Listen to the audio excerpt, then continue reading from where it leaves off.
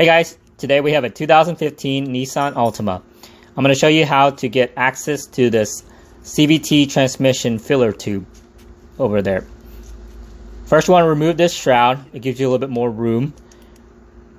You remove it by this screw on the left and this screw here on the right. Now you'll need a 10mm wrench,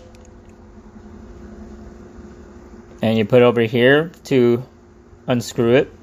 You can also use the 10mm wrench over here, but it'll be easier to use a Phillips screwdriver. It'll be quicker to take off.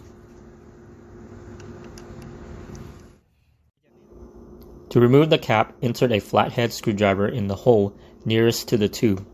Angle the screwdriver towards the front of the car and then pull the cap off.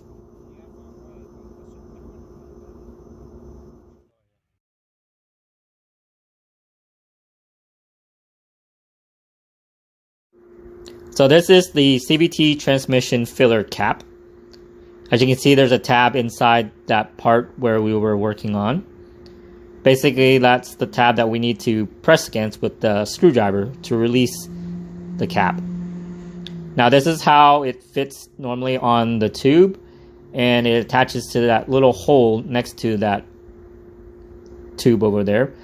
But it just gives you a better sense of how this is put together and locked in place. Those instructions were for a 2015 Nissan Altima. It may work for other Nissan vehicles with the same type of engine and CVT transmission. If you have any questions or comments, please leave them below. Remember to subscribe, and thanks for watching.